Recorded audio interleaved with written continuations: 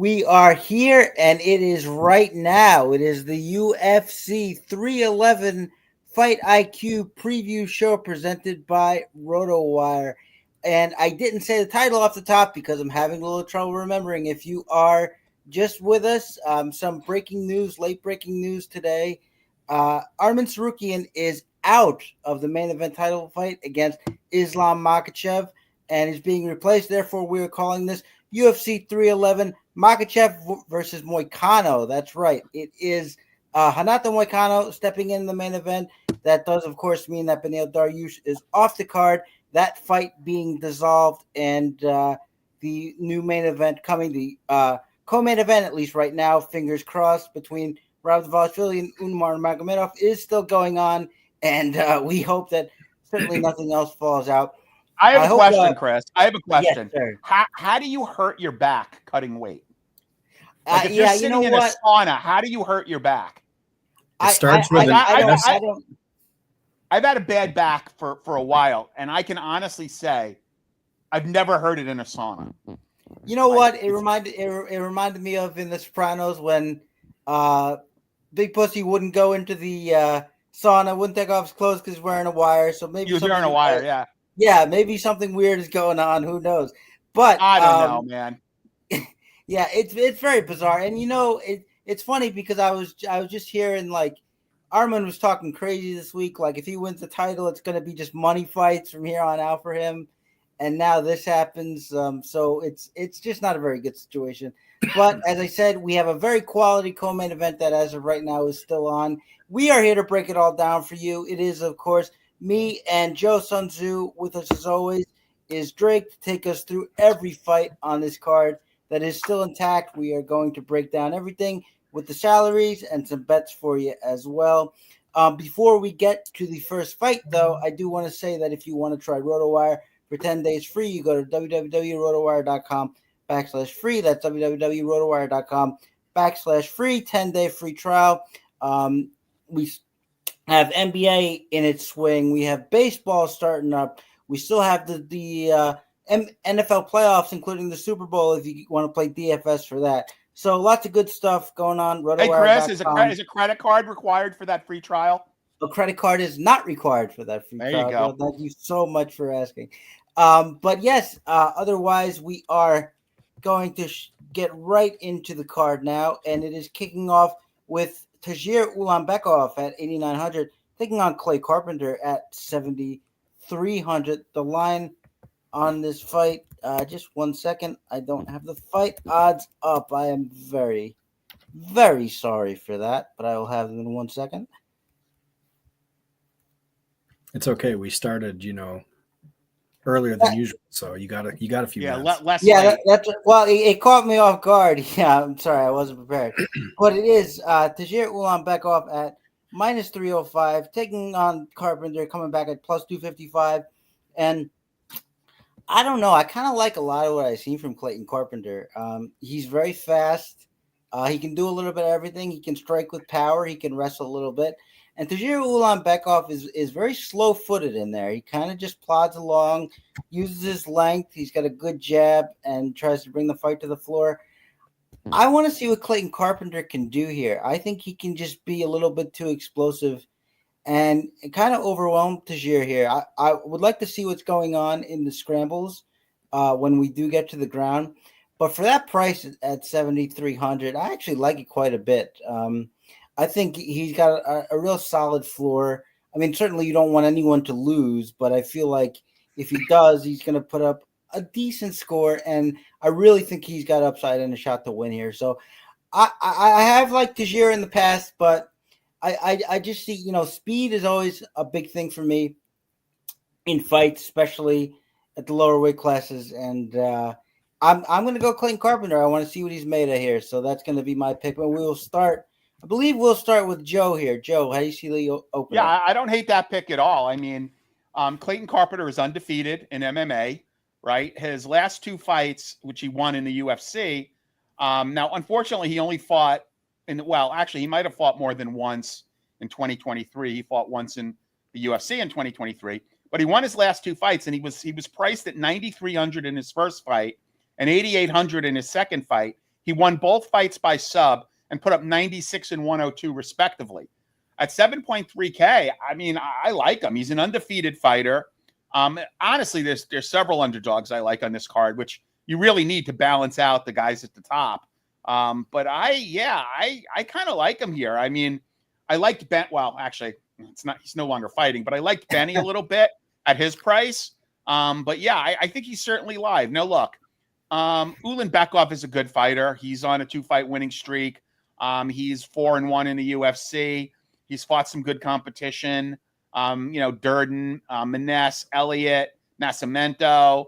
I mean, he's definitely fought some good fighters. He lost to Elliott. But he put up 59 points in that loss. So I think he's got a pretty good ceiling and a pretty good floor. His last 2 fights, he put up 119 and 100.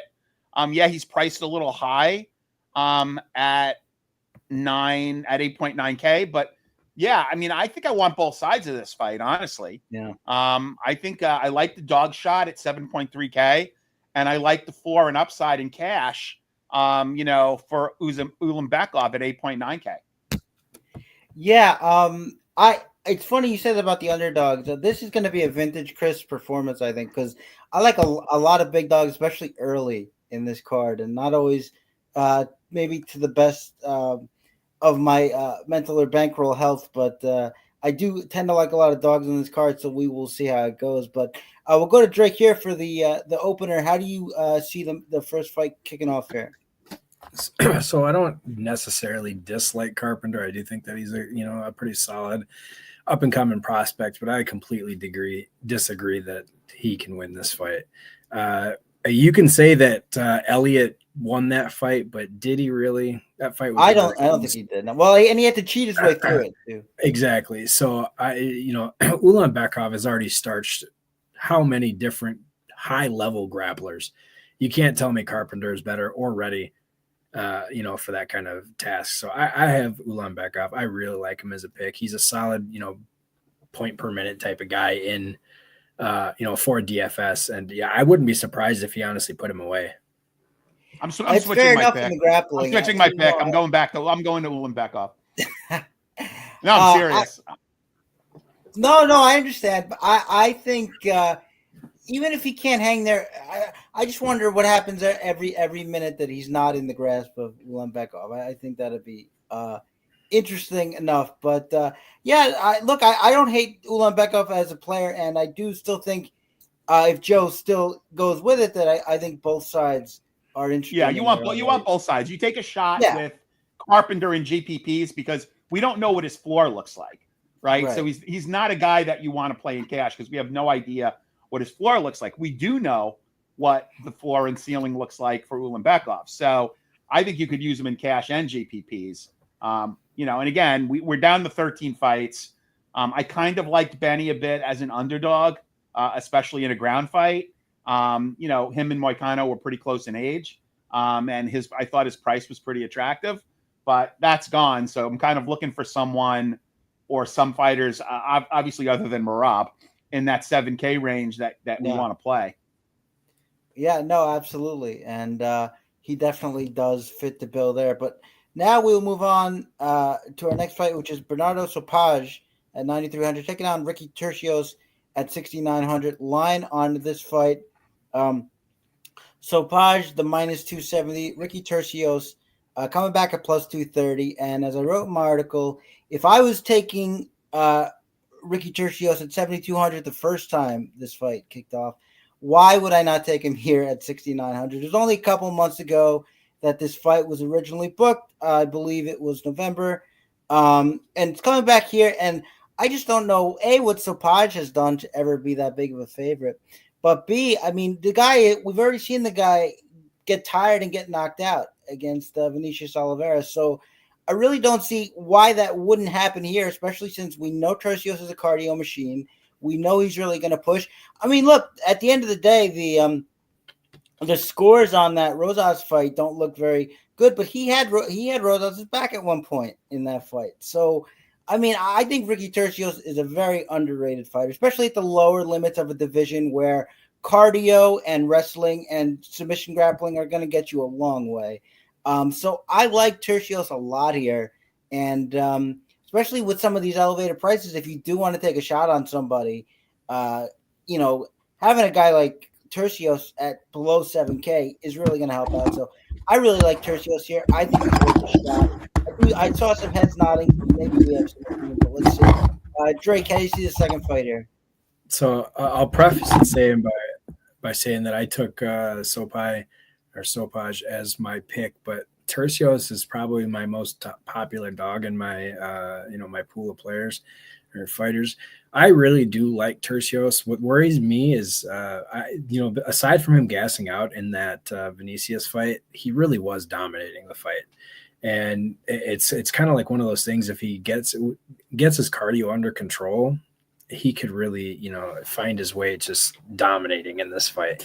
That said, I don't think that he finishes Turcios, and I do think that Turcios has a really good floor, even in a loss. I mean, that's the type of thing that you want for cash. If he scores 30 in a loss, you're still sitting really pretty.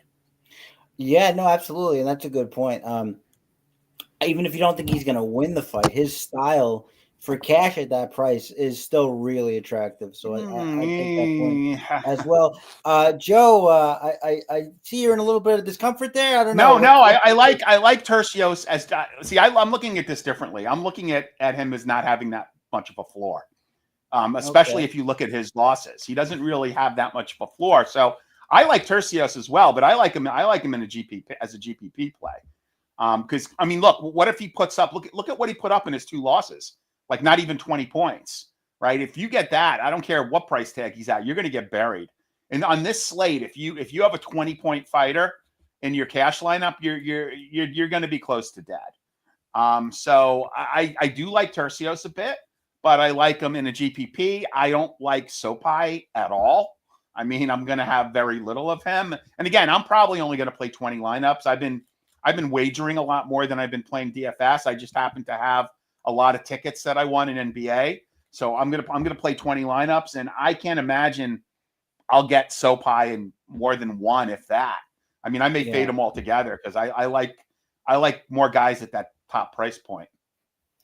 Yeah, no, I mean, I take the point that he hasn't scored well in losses, but I do think his style still lends well to scoring well, even though it hasn't happened yet. But I do take the point. Just want to say what's up, Joey. Hope you're buckling in for the card, and we'll be taking the at the main card, or if you want to wait around for hot takes, we can definitely do that too. But Joey's got a bold prediction. He's got a bold prediction. That's what he said for the main. Okay, the bold for the main. I can't believe he's picking Moicano. I don't know. He's going to make us wait. He's good at teasing it out. So can Joey actually? Wow, can he be picking? Look, I love Moicano. Moicano has made me money. I mean, he really has. I just love Moicano. Yeah, he has. And you know what? I went ahead and rewatched his last fight with the fight with Saint-Denis. I mean, he looks really good. I don't know, but we'll he's impressed me everywhere. I mean, he's I was at MSG. It was the Habib card, where Habib was supposed to fight, I believe, Tony Ferguson, and Tony Ferguson got hurt, and he ended up fighting Ailín and Quinta. And I watched Moicano on the undercard outbox Calvin Kattar, right? Yeah. He came a stupid fight IQ 3rd round away from beating Ortega, which he should have won, right? So I kind of like Moicano. I just think that I think Islam is just too good for him, but we could talk about that when we get there. Yeah, we'll talk about it. We don't want to spend too much ammo on it up front, but we will move on to the next fight down the card now, and it is Rinya Nakamura at 9,600, taking on Muin Gafurov at 6,600. Line on this fight, it is Rinya at -650, Muin Gafurov at +475, and unlike the last one with the big underdog, I don't think there's that much to talk about here. Nakamura is very explosive, very quick, very powerful, very good grappler. Muin Gafurov is more like a slow plotting grappler, and if you're not that good of a grappler, he can put it on you, but that's not the case here. I expect Nakamura to just really run away with this fight, and cash lock with some GPP upside. That's Nakamura all day for me. And I believe we're going to start with Drake in this one. Drake, how do you see this? Oh, we're starting with Joe. I'm sorry, Joe. How do you see this fight? That's all right. I don't understand the matchmaking here. Like, this is a step down from his last opponent. Makes absolutely no sense to me. Took the words right out of my mouth. Yeah, like I don't get it. I don't get it. My only concern is that at 9.6K, which honestly, he was 9.6K in his last 2 fights. He hasn't 10x since his debut. His debut, he fought nobody and he put up 139 points, but he was 85 and 90. So I see what you're saying about cash, but like at 9.6K, it's going to be an interesting build in cash. I mean, you're going to, like, again, obviously there's one other person that you could pair with him and, end up having an average salary of what, 8.3. I don't want to bury the lead. And that would work. But yeah, I like him in this fight. It's a step down. I don't understand the matchmaking. I don't know that there's a lot to talk about. Yeah, I mean, he's kind of fighting nobody now, if you want to be real about it. But we will go to Drake. Drake, how you see this one? Just going to be an echo, like Joe said. I mean, this is an absolute step down. Gafurov was taken down 3 times by Castaneda. Yeah. I mean, Nakamura's wrestling background on top of his striking, it's nasty. This is a joke of a matchup. It is, yeah, and it is bizarre matchmaking, and but at least you get like a space you can put in cash, so you don't have to think about it too much. So that's not so bad. But we will go ahead and move on. It is Karol Rosa at 8,600 taking on Ailín Pérez at 7,600. Line on to this fight: Rosa at -240, Pérez at +250, and once again, I think that this is an underdog worth the squeeze here.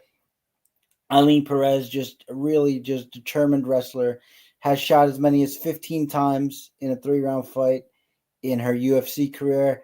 Karol Rosa is hallmarked by her volume and aggressiveness that can make her, kind of attractive in the right matchups. But even if she wins this fight, I think her usual style is going to be really stunted by just how often Ailín Pérez is going to shoot on her and really turn this into a grimy wrestling match. And Karol Rosa can be taken down. It's just not a great matchup for Rosa, however you think about it. So I like Ailín Pérez. This is a dog or pass for me. I think Pérez has some upside. I think Rosa has basically none. And so that's why my pick is Ailín Pérez. And now we will go to Drake. Drake, how you see this one? Oh, you're gonna love this. So this is Joey's planted fighter of the week. He's on Pérez as well, and I've been on Pérez every fight she's had in the UFC, and I completely disagree. I am all over Rosa. Rosa is, I mean, so if you go back and watch all of Pérez's fights, she's sloppy, man. Her takedowns are sloppy, and now she's getting a fight. Or a fighter that is arguably one of the top 15 in the division, easily one of the top 15 in the division, actually. And I mean, all Rosa has to do is stuff her takedowns, and then she's going to light her up. This should be a fun fight for Rosa. Well, all she has to do is doing a lot of work in that sentence, but I do agree that is the game plan, at least. Joe, how do you see this fight? Rosa is a bargain at 8.6K. Oh my! She's only lost 1 fight as an underdog, and that was against McMahon, who is a world-class wrestler. Joe, I knew I liked you. Yeah, Pérez is sloppy. My concern is, again, look, I think she could nuke Pérez because Pérez is so sloppy. She's going to shoot for those wild takedowns, and I think Rosa can just nuke her. 3 losses in the UFC. It's Aldana is a top 10 fighter or maybe top 5. She lost to Dumont, which that wasn't a great loss, but she was still an underdog. And Dumont is like a 145er.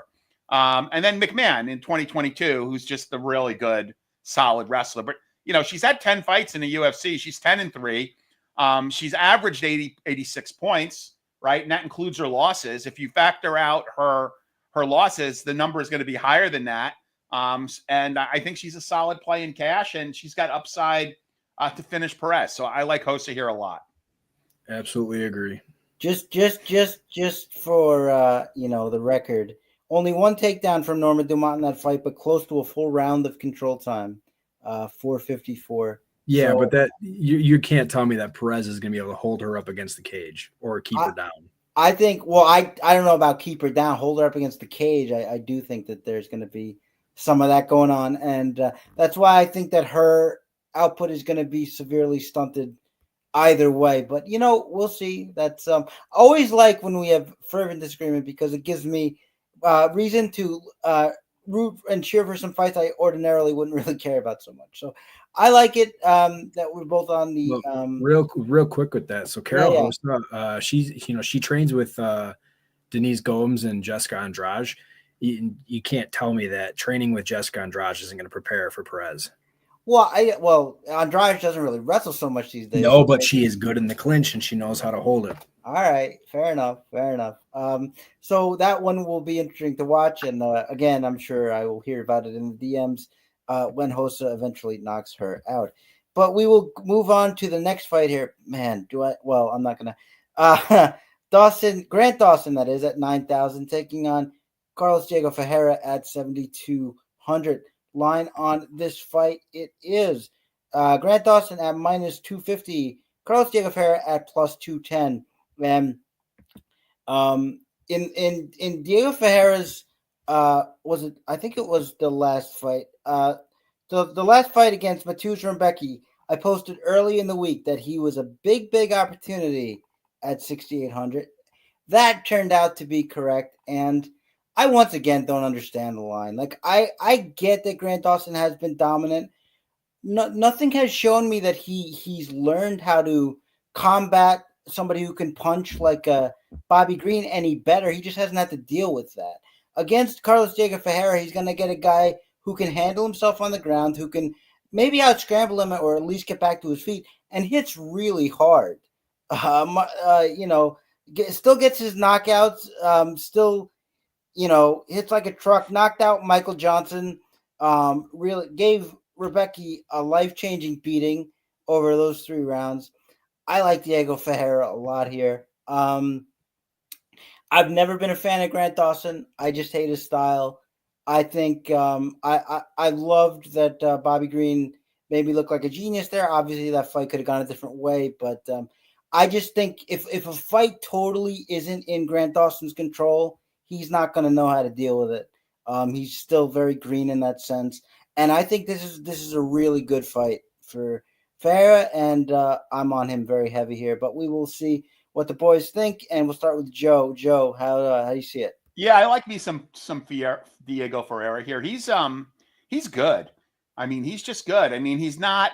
He's not a guy that the UFC marketing machine ever got behind, but he has some really solid wins in his career. And I'll be honest, the last 2 fights that Grant Dawson had, he put up some decent points, but I can't forget Grant Dawson at 9.4K putting up a 0 against Bobby Green, which, oh my God, you would have thought that with his wrestling he would have had a floor, but that was just like a crushing loss. And Ferreira, he's slick. I mean, he's a consummate pro. My only concern is I can't recall what his age is. I think he's in his late 30s. He's 40. He's 40. Jesus. That is my only concern here, is that, Grant can out cardio Diego Ferreira, which is why, I'm going to pick him just because I like him as a dog. But I think that he's got to win the early rounds because I think Dawson will probably, come on late unless Diego can finish him, which again is possible, I suppose. We've seen Bobby Green nuke him. But this is a tough fight for Grant Dawson. So he's got to bring his A game here. Yeah, I honestly don't think Grant Dawson is ready for this kind of thing. If he wins this, and especially if he wins it convincingly, then my opinion of Grant Dawson will probably change. I'll probably view him as better than I thought he was, unless Ferreira for some reason looks really bad. But what I would say to that is, Joe, is that Rebecki put it on him early, knocked him down, and he won the late rounds of that fight. So that's not something I'm concerned about. Actually, I think he can outlast the young whippersnapper here. But we will see what Drake thinks. Drake, how you see the fight? Opposite boat. I don't like Ferreira's age, and I don't like his cardio against a machine like this. You got to remember, Rebecca got tired in that fight and pretty much just gave up. Dawson is so. If you go back and watch Ferreira versus Mateusz Gamrot, and you're going to see the blueprint for this fight. Except the only thing that I think that Dawson's going to be able to do better than what Gamrot did is I think he's going to be able to hold Ferreira down longer. So I think it's going to be one of those a typical Dawson fight. It's going to be chain takedown and hold him. I would have to see it to believe it, but I'll be looking for it. I just don't see that Dawson's ever fought somebody who's really good on the ground. But we will see. Like Selecki, of course, is a grappler, but as we've seen, everybody holds him down pretty much. So I think it'll be interesting on the ground. Like I said, good on the ground wrestling or good on the ground grappling? Good on the ground grappling. Like jiu-jitsu. But he's faced a few high top tier wrestlers. Oh yeah, for sure. But I meant like scrambling in jiu-jitsu and not having it all your own way in a top position, not having to worry about things. Like I said, if you guys are right and Dawson just comes out and beats him, Drake, I'll be forced to change my entire opinion of Grant Dawson, and so it won't be a fun night for me, but I'll deal with it. But I got to go with Ferreira here. I got to ride the train till the wheels fall off, so it is Ferreira for me. But now we will move on down the card to the next fight, which is Bogdan Guskov at 9,100, taking on Billy Elikana at 7,100. Line on this fight is Guskov minus 410, Elikana plus 310, and I don't know, this line, I'm not picking Elikana, but this feels wide to me. Guskov is kind of a bull in the china shop. He hits really hard, doesn't really have any defense, can wrestle a little bit, although we never really seen it in the UFC.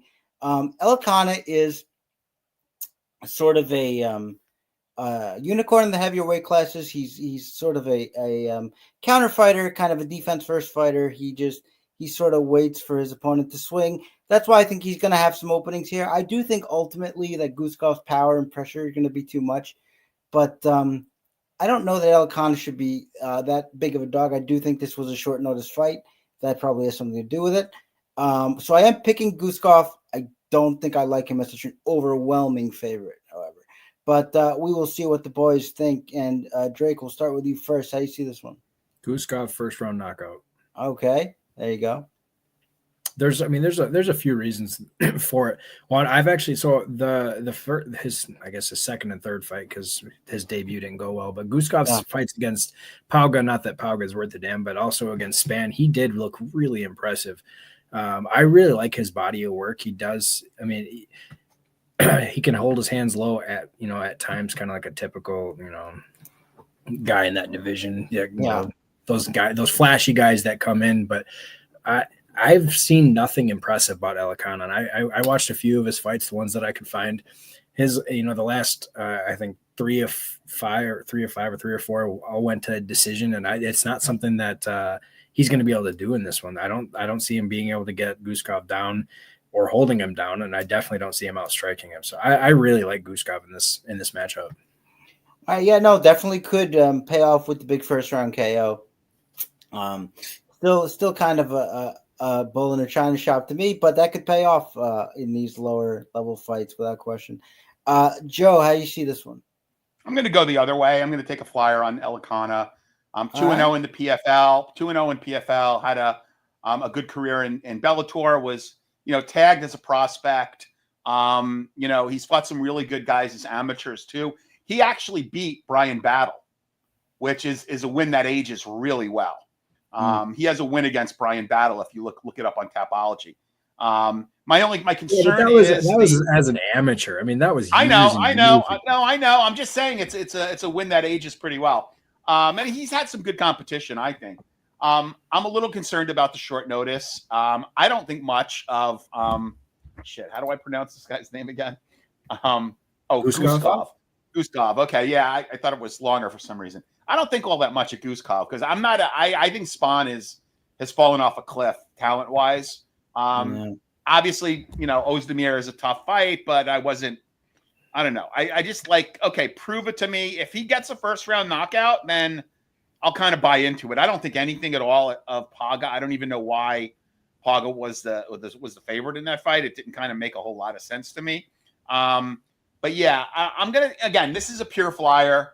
I like the odds. This is an odds play. Like if this was closer to even, and if I just don't understand in what world he's 7-2, to win this fight. I don't get it. I don't get him as a 7-2. This is purely an odds play. Throw a couple bucks on him. I'm not sure what to do with this fight in DraftKings. Probably GPP if you think you could get a first round knockout. But again, I'm going to take a flyer with Elikana. Some people who I know and respect, think he's got a shot. And, based on, again, the research that I've done, I think he's live here. So I'm going to take a shot with Elikana. Yeah, and that was kind of my view too. I didn't like that the line was so big. I do think that a first round knockout could materialize, but if it doesn't, I think it might be a little more interesting, certainly than the line suggests. But we will move on now to the most bizarre pricing I think I've seen in a fight. It is, I don't really know who to go to first, but I guess I'll take the pure favorite, who is Azamat Bekov at 8,800, taking on Zachary Reese at 8,800. The line on this fight is Bekov at minus 190 and Guskov at plus 160. Of course, the reason why these salaries are like this is because Reese was the favorite in his first fight, and hence his salary. Then Bekov comes in from the PFL, an impressive resume there, and is the favorite now. And so we get the prices that we get. I've never liked Zachary Reese. Since his fight on the PFL, got very lucky that his opponent didn't really know what he was doing, tried to punch while in an armbar, and then gave up the armbar. Then he gets slammed KO'd by Cody Brundage. And I'll be honest, I thought Julian Marquez was going to kill him, and he sparked out Julian Marquez. So it shows what I know, I guess, in that front. But to me, he's just still the same kind of upright fighter who's got no defense and just wants to get the fight to the ground. And Bekov is just a seek and destroy pressure fighter. He's got power. He can wrestle too. He can get tired. He can definitely get tired. So if it goes a little later, that could be interesting. But I certainly couldn't take Zachary Reese. I wasn't going to pick him anyway. I'm certainly not going to pick him at this price. But it does raise a question because it's not so often, and I couldn't remember it at all. Fellas say that it has happened before, but it's not so often that we get negative line value, I guess we would call it, to this extent. So I'm wondering just how much of the percentages are going to be picked for this fight, where players are going to pick them, and if that actually makes it worthwhile if you do like these fighters for the ultimate scarcity. But that won't be me. If you're playing enough GPPs, I guess you can take a shot there, and we'll see if the boys want to weigh in on that. But as far as the pick, I got to go Bekov here. Not a big fan of Zachary Reese, but we'll see if Joe is. Joe, how do you see this fight? I think Reese will be the second or third lowest owned fighter on the card, behind Moicano and the guy fighting Gafurov. I'm going to go with the LFA champion here. Look, I don't think Reese is bad. I think that the fight, his original opponent. Wait, who was his original opponent? Dumas? Dumas. Yeah, I mean, that was definitely a winnable fight against Dumas. Dumas did win his last fight, but he does nothing easy. And he's a bit of an airhead. I would. I'm going obviously with Bekov here. I'm concerned a little bit about the short notice nature of the fight, but I think Reese could be interesting as a contrarian play, because he's not going to get a lot of high ownership. I mean, think about it, guys. Who do you think has a better chance to upset? Reese, Moicano, or the guy fighting Nakamura, Gafurov? No. I would say the answer is Reese. Yeah. You know, of those three guys that are going to be sub 10% owned, I think Reese has got the best chance to win. So I am going to have at least one of my 20 lineups with Zachary Reese in it as a pure contrarian play. But I'm picking Bekikov to win the fight. Yeah, I don't think there's zero merit to the contrarian part. It just depends on how many you're going to play and if you want to. I mean, you have to make peace with the fact that you're probably burning that lineup. But that's sort of how it plays sometimes. But we'll see if Drake is of a similar mind. Drake, how do you see this fight? I am of a similar mind. I did have Reese in against Dumas, but obviously, that kind of fell apart. I do really like Bekikov in this fight, though. He was 4-0 with the LFA. He had he won the belt, defended it twice. He's a solid fighter. He's a good finisher. Reese is really wild at times, and if he's going to be wild in this fight, I can definitely see him getting submitted. And that's actually probably where I'd put my money. Yeah, absolutely. I don't see Reese winning. The only thing I do, like Joe said, the short notice, and Bekikov has to get tired. He's very bricked up. So we shall see. Dex, how's it going, buddy? Thank you so much for hanging out. And we are going to move on. Hope you enjoy the show and are enjoying the show.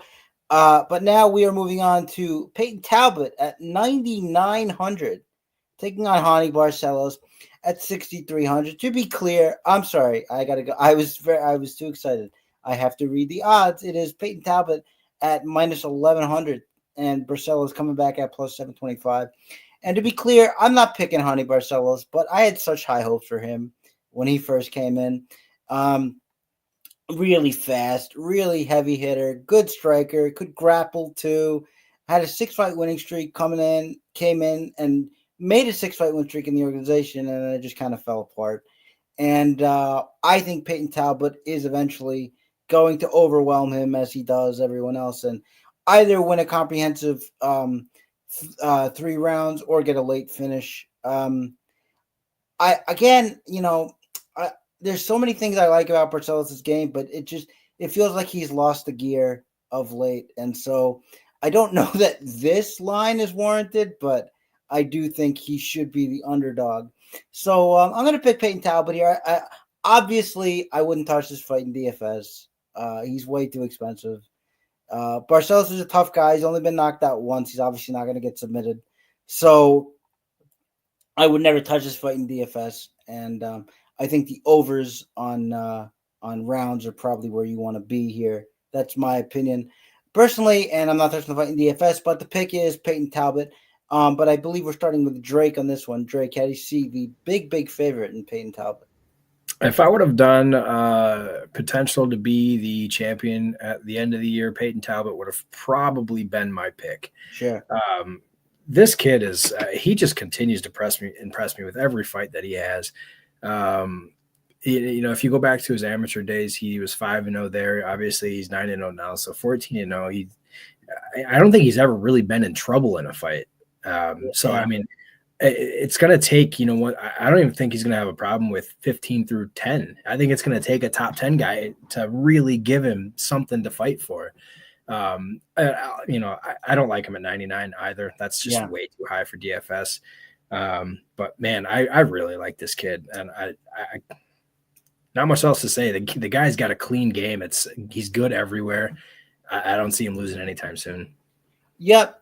Same here. I think he's going to win. I think the salary is too high, but it should be a nice fight and just sort of a good proving ground to see what Peyton can do and where he goes from here. Joe, what about you? How do you see this one for DFS? Talbot. Yeah, I mean, I don't really have a lot of love for Roni. He's kind of fallen off a cliff. Honestly, I think he's a how can I put this tactfully? I think he is a advertisement for the benefits of supplements that would flag a USADA test. And I think ever since the testing came into play, he's just has not looked good. And age doesn't help that. So I don't know. Honestly, I don't know that for a fact, but like you see guys that have like fallen off after the testing got a lot more stringent. So I really like Talbot here. I think they're kind of handling him the right way. Kind of like moving him up. I think it's a good test for him. I'd like to see him get the finish here. I don't know that he proves a whole lot if he gets a decision win.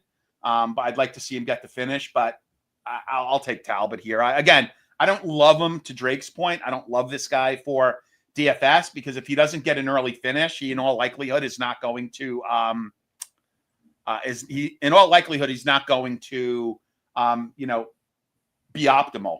But if you want to play him in cash and you like enough dogs to make the lineup work, I don't know. I suppose you could get him and Nakamura in the same lineup if you're aggressive at low 7K range, but that's the only way I kind of see it. But that would be the way you would play it. But give me Talbot. Yeah, I mean, it's hard to see because it's hard to see Talbot doing any work on the ground. So unless this is like a 2 or 3 knockdown performance and then a finish, it's hard to see him clear that salary. But yeah, Eric Vega, what's up? Thank you so much for watching. Thank you, Eric. Plays, what's going on? Thank you so much for watching with the Thanks, Joey bro. Diaz PFP there. Guys, I'll say it now. If you would please give us a like, give us a follow on the channel, a subscribe. It certainly helps a lot. Thank you so much. We definitely appreciate it. But we will move on to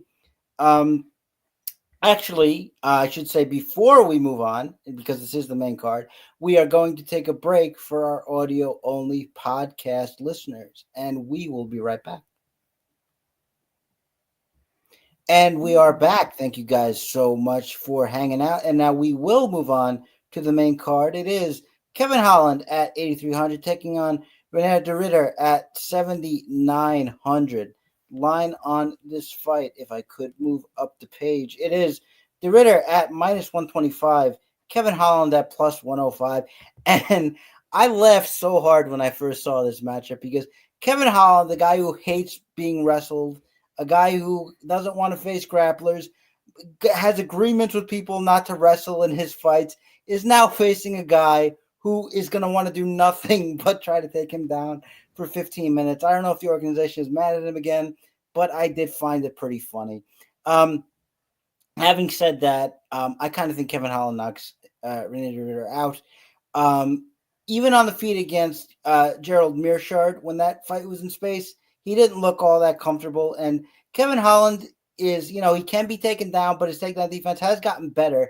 The only people we've seen really control him are really good control grapplers like Derek Brunson. And De Ritter's not really that. He's more of a submission grappler. And, if it comes to that, Kevin Holland, more than tricky on the ground, the Travis Lutter black belt, the whole thing. And just going to be light years faster on the feet. And every second that De Ritter is in space, he's just going to be in trouble in this fight. And again, I just don't see him as the kind of control grappler to keep Holland on the ground for the better part of 15 minutes. So I'm going Holland here. And if it is going to be Holland, I think it does have to be a knockout. So that is the play, but we will see what the boys think. And we're going to start with Joe. Joe, I know I'm keeping track now. Don't worry about it. I got it. Joe, how do you see this fight kicking off the main card? Yeah, look, you hit all the points. I don't have a lot to add. I think De Ritter's a pretty good value here. I think, what is he, minus 115? The line's been kind of, pretty close to even. I like, what is he on DraftKings? I'm sorry. De Ritter or Holland? De Ritter. De Ritter 79. 79, yeah, sub 8K. I don't dislike that. So yeah, let me and actually, if you look at, and I just actually built a lineup in the captain's mode. In the captain's mode, he's actually cheaper than that. So you can actually get him at a pretty good price in the captain's mode. So something you might want to think about. Yeah, if he wins, I mean, I picked Holland for the record there, Joe. But if he does win, De Ritter is going to score a lot of points. It's just the nature of his fight style. But I just don't know, man. I just like he kind of reminds me of like a better submission grappling Ben Askren, where he's just going to plod forward And if you're going to do just Kevin Holland's too dynamic for that, and I just don't see it happening. But we'll see how Drake feels. Drake, how do you see this fight? Well, by DFS, De Ridder is a dog, and so he is my favorite dog of the slate, although he is a favorite, so there is line value there. Yes, Look, sir. I am so unbelievably tired of Kevin Holland. He likes to run his mouth. He likes to showboat. He likes to talk in the ring. I don't give a shit what it is. He doesn't fight to fight anymore. He doesn't take shit seriously, and I hope he just gets his neck wrung in this fight. You know, that is a decent point. I mean, like it is probably the case that he doesn't fight to win anymore. Like I'll never forget where like he literally fell into 2 takedowns, once into mount against Stephen Thompson, and decided not to, just stand up out of it, and then lost the fight. He's wrestled offensively since then, so I don't really understand where his mind is. To your point, Drake, I really don't get where he's at. But I mean, I still think that the athletic gifts, I think, should get him across the line in this one. But I do think it's an interesting fight. It's one that I will be interested to see, and it's one I think where DFS you can make arguments for both, especially with the line being so close. But we will move on now to a fight. It is Jailton Almeida 9,500, Sergey Spivak 6,700. Line on this fight, it is Jailton Almeida minus 425, Spivak plus 325. And like the last wrestler that Jailton Almeida faced, I think you can make an argument for Spivak here. If Almeida gets tired again, if he can't get that first round finish, I just think the strength advantage is going to be too much for Almeida here. I think he's kind of going to run over Sergey Spivak. It doesn't really help that I still go back to that lifeless performance we saw against Cyril Gane, and then he kind of got that. What kind of struck me as kind of a fluky armbar against Polish heavyweight fighter Marcin Tybura. So I don't really know where he's at. Jailton Almeida, if he could slow down a little bit, I think he would be a force in the division. As is, he's kind of the bull in the china shop that I mentioned earlier, but I still think he can just run through Spivak and kind of probably pay off in DFS as a result. So my pick is indeed Jailton Almeida, but we will start with Drake this time. Drake, how do you see this fight? Oh, I love this fight. Almeida is my lock of the card, and there's a bunch of reasons why for this.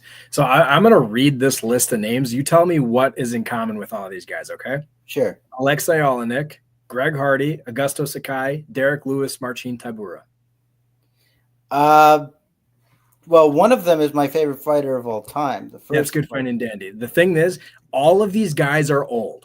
Sure. That is how Spivak, he beat up on the old guys, the guys that are running out of cardio, that can't, completely, they can't, complete a full fight anymore.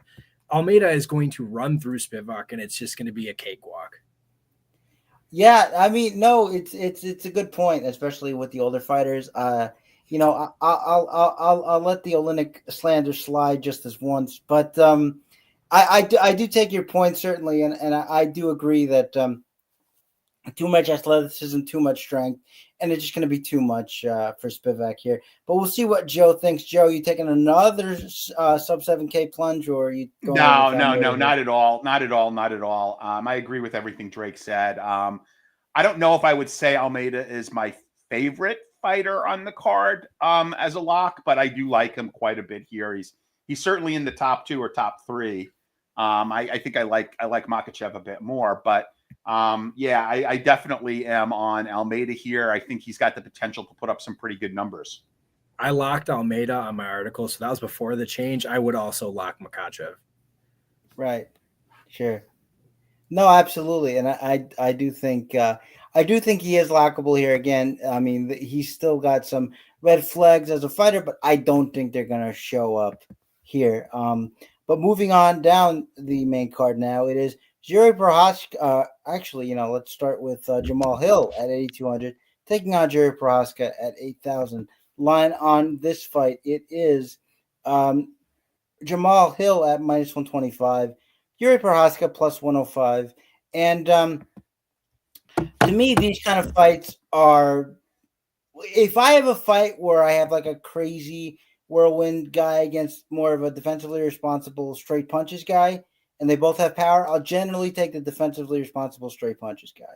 And that's Jamahal Hill in this spot. I would have taken Alexander Rakic if Rakic wasn't coming off of such a long layoff, and he still looked pretty good in the first round and a half of that fight. On Jerry Prochazka, it's kind of weird because we don't really know how he's going to look. When he got knocked out again against Pereira, he puts out this video that's like, I have to improve or I have to quit. Then he came out and said,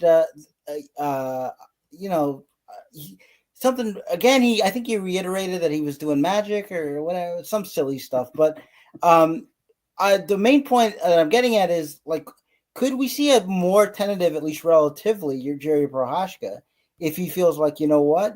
I can't be this wild. I'm going to have to tamp it down. It'll be interesting to see, but my initial read stands, I think, which is if we're going to the crazy guy against the more composed guy, I'm going to take the composed guy.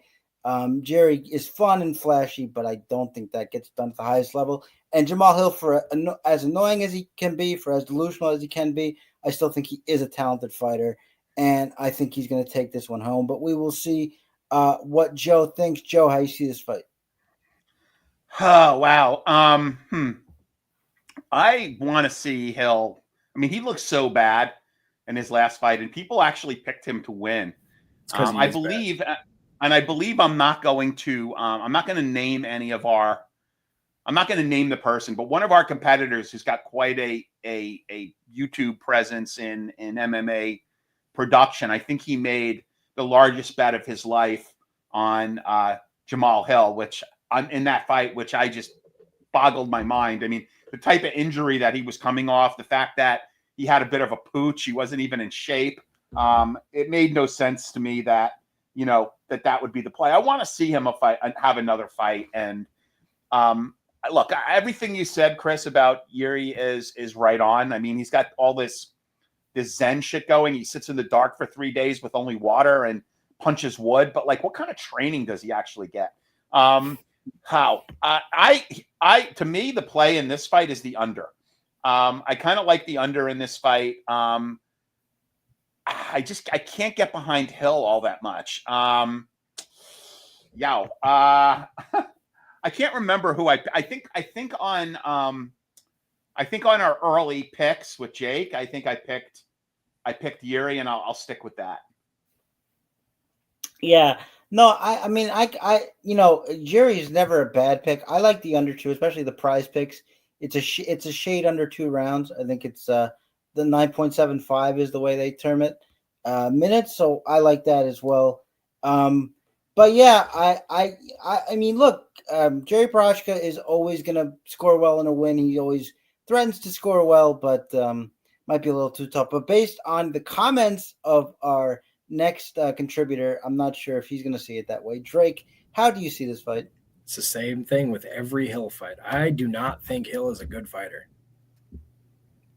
Wow. You could do the same thing I did with Spivak. You could look. He beat OSP. He lost to Paul Craig. He beat a grappling Jimmy Crute, who has lost 4 in a row now. He beat Johnny Walker, who's been knocked out by everybody and their mom. And then he beat Thiago Santos and Glover Teixeira. He beats up on old guys. He's not a good fighter.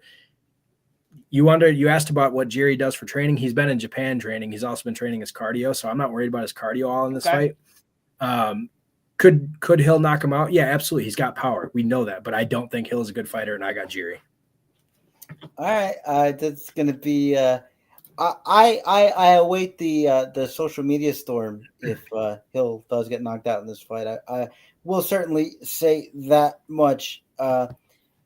Zero Medio, thank you so much for watching, my friend. I hope you're enjoying the main card here. Stick around for the main event and hot takes and all of that good stuff, sir. And now we will get to the co-main event, and it is Umar Nurmagomedov at 9,200, Merab Dvalishvili at 7,000. Line on this fight is Umar minus 255, Merab plus 215. I do believe that has come down a bit since I first saw it, but Umar still a reasonable favorite. And you understand why, but when you first look at it, it looks bizarre because Merab has just been the hammer in his bantamweight division for so long, and then all of a sudden he's just a big underdog as a champion, or sizable anyway, as a champion. Having said that, I'm going with Umar. With all due respect to how dominant Merab has been, his dominance is more like I can go harder than you and I can outlast you and I'm just never going to stop and you're not going to compete with that. Like there was a time when a lot of fighters could get so far with that, and now I feel like it doesn't work so much anymore, but Merab is just so much better at it than everybody else that it has worked for him. But I think it stops here because Umar can compete in the grappling. He's going to be way faster. He's going to be a way better striker. And I think it's just going to be too much from Merab. Like picture that Jose Aldo fight where he couldn't take him to the ground, and now picture a way faster version who's a better grappler too. Like he's not just going to be able to hold him there for the duration of the fight and win a decision like that. So if you can't get him to the ground, what's he going to do? I think it's going to not look good for Merab. I think we're in the Umar era. I think it begins in earnest tomorrow. So my pick is Umar Nurmagomedov in a big way here. And you know, if people just look at that Merab salary and they think, oh my God, this guy's been so dominant, now I get him at this price, you might even get some scarcity on Umar, which I like quite a bit. But we will see what the boys think of the co-main event, and I believe we're starting with Joe. We're starting with Drake. Right. Well, I got a few in a row, so Right. I was due to miss one. But Drake, how do you see this fight? So you picked Merab in every fight. Dvalishvili has been like the first fighter to weaponize cardio and actually weaponize it. Yeah. And you know, it's funny, Joe, that you say that. So I have a pair of Dvalishvili signed shorts. Oh, wow. Love it. He is one of my favorite fighters. I have taken him 13 out of 13 fights in the UFC, and I'm sick to my stomach, but I did take Nurmagomedov. Those damn Nurmagomedovs, man, they just find ways to win. They're so freaking good. I just don't see how Dvalishvili can chain takedowns and keep him there. So I do have Umar, and man, it hurts to say it. Yeah, I think Merab is one note, and he's better at that note than probably anybody in the world. But this is going to take more than one, and it's going to be a virtuoso performance in the other corner, I think. Joe, what do you think about the co-main event? Yeah, so I picked Merab on earlier in the week, and I mean, I don't know if have you guys seen the photos with like the fresh stitches on Merab's leg? Like I have pretty not, wild, actually. Like, yeah, like one of the guys in the Daily Fan MMA Discord like put up a photo of what looked like really fresh stitches on Merab's leg. Yeah, weaponized cardio. Look, I think this fight could be ugly.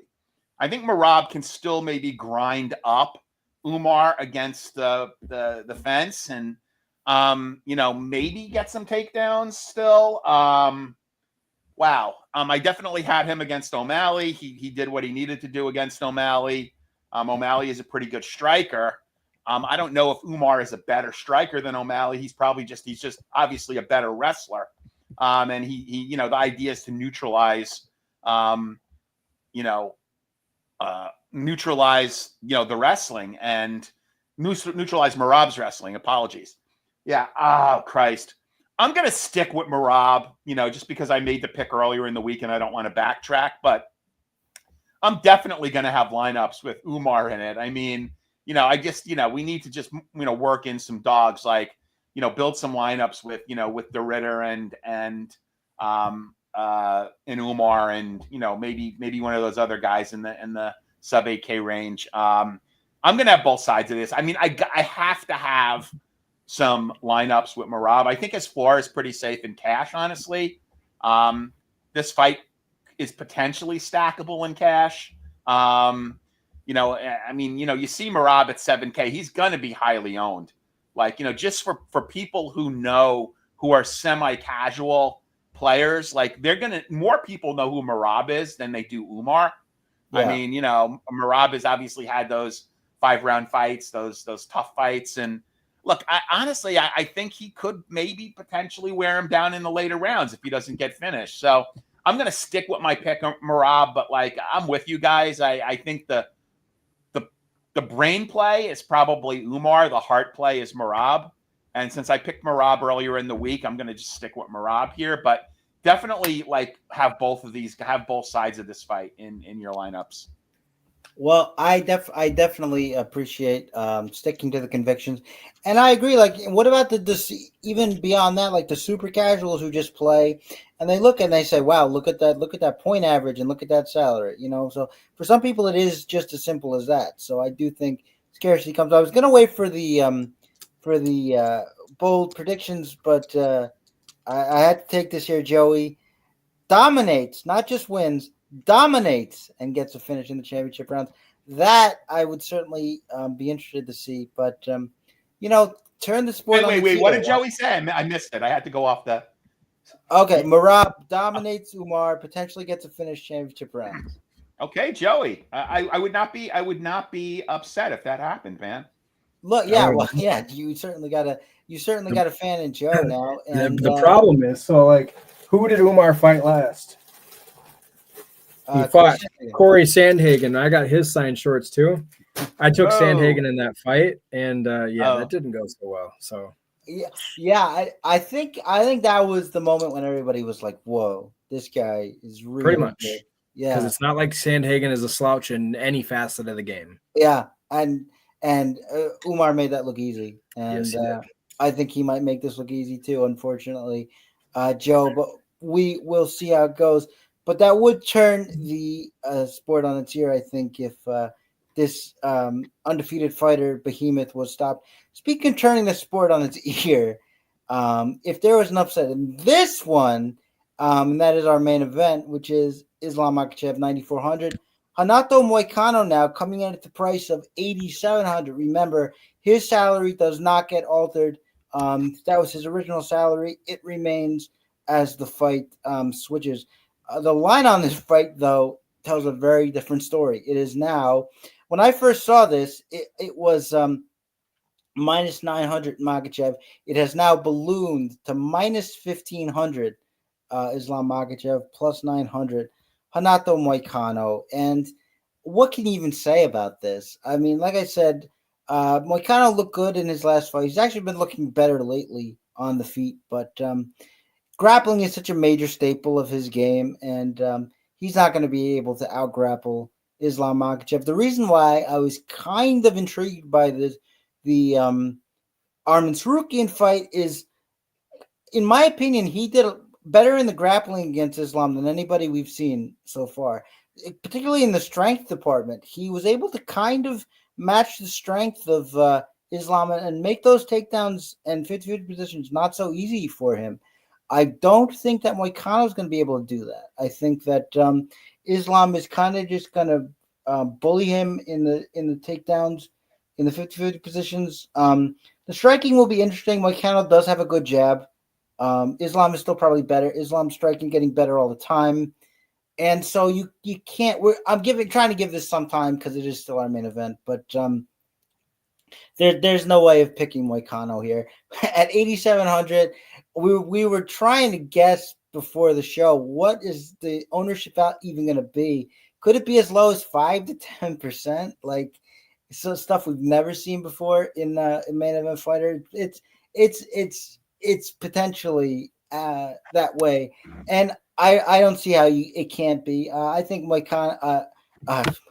I think Islam Makhachev has got to be the play here, even if it wasn't short notice. But now that it is, I think there is only one way to go.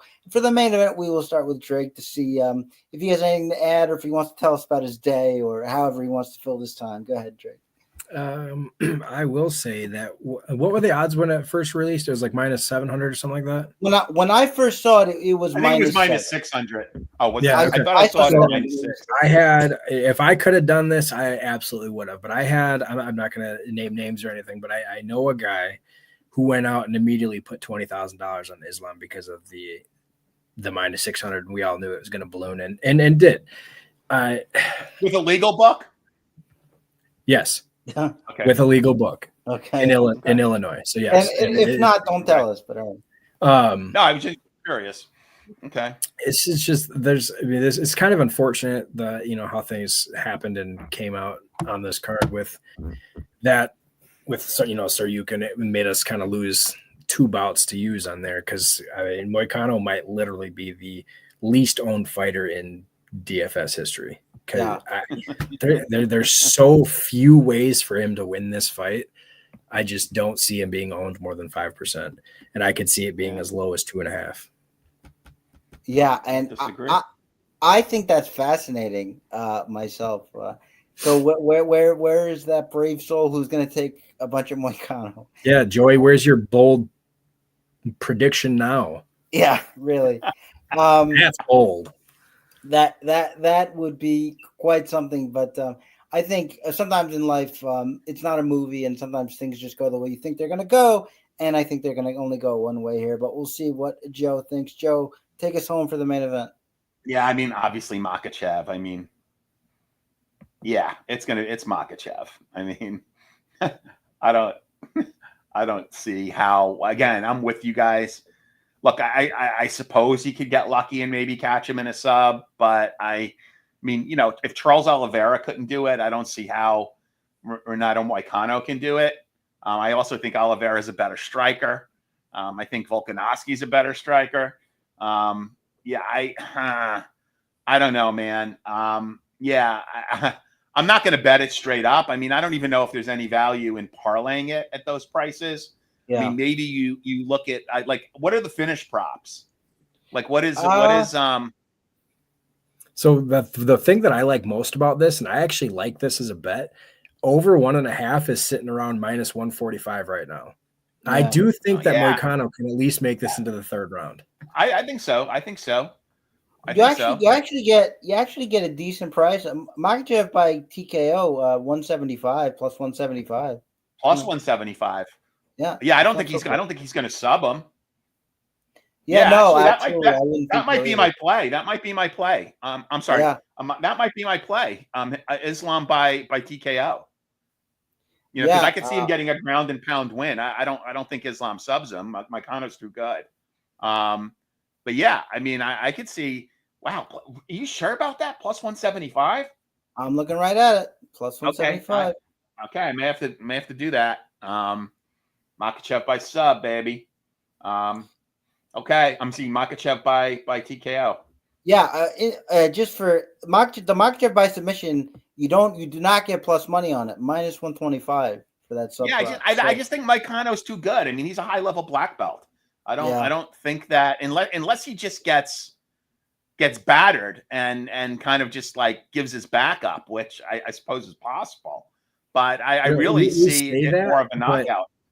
We say that, but I mean, Islam submitted Oliveira. So yeah, exactly. Yeah, I mean, it doesn't really mean anything. Islam is. No, I suppose you're right. You're right. I just honestly, if I look at those two methods of finish, I mean, I just analytically think a knockout is more likely personally, but again, obviously the line makers don't agree with that. Well, let's say this: he had to knock down Oliveira first. So, if the scenario of subbing him involves him getting hit really hard first, then I think the plus 175 is probably worth it. I'll say that much. Yeah, and before we end the card here, Robert, we would never miss you. And certainly when we put this up on YouTube in proper, you can certainly watch it back and get all of the beautiful pearls of wisdom and insight. But for right now, we are going to hot takes. If you're new to the show, we take a line that we feel is juiced up, that has a better than shot of coming in than what we see on the line, and we present it to you as a opportunity. This could be a straight play or a parlay or anything in between. What about it, boys? You got something for me on that? Not yet. I'm gonna build something right now. I'll go really slow. We'll start with Drake. Go ahead. Yeah, go for it. No, so I like 2, and the first one is definitely a little riskier, but I do like this a lot. I know Joe's gonna like it. I like Rosa by knockout. It's plus 900. The other one that I like, you can find it usually about plus 550. It's Bekov by submission. Okay, yeah, I like the Bekov one. The Hosa one, of course, we're not going to see eye to eye on. But I got you. I will go next. But I generally, as I often do, I think I gave mine away as we were talking about the fight. But I like Diego Ferreira by knockout. That's plus 700. And Joe, if you're not ready, we can try to throw it to the No, I'm fans. good. I'm good. I'll take Hosa inside the distance, and Oh, you guys are killing me. Yeah, I'll parlay that with Makhachev inside the distance and DeRitter. Oh, I'm sorry, DeRitter and DeRitter, Makhachev inside the distance and Hosa inside the distance. And what's the total line? What's the total line on that? Yeah, I'd have to. Something like that. I'd have to. Actually, I can't build it that quick, but Okay. yeah, those. Let's look at those three and see what that pays. You know. Okay, yeah, I'm sure it would be pretty hefty. It'll And be certainly decent. So Hosa inside the distance, Makhachev inside the distance, and DeRitter. Yeah, no, I'm sure that would play pretty well. I'll throw it to the fans now. Don't see anything in the chat as yet. I'll give you a little bit of time if anybody wants to rummage around and pull one out. In 3, in 2, in 1.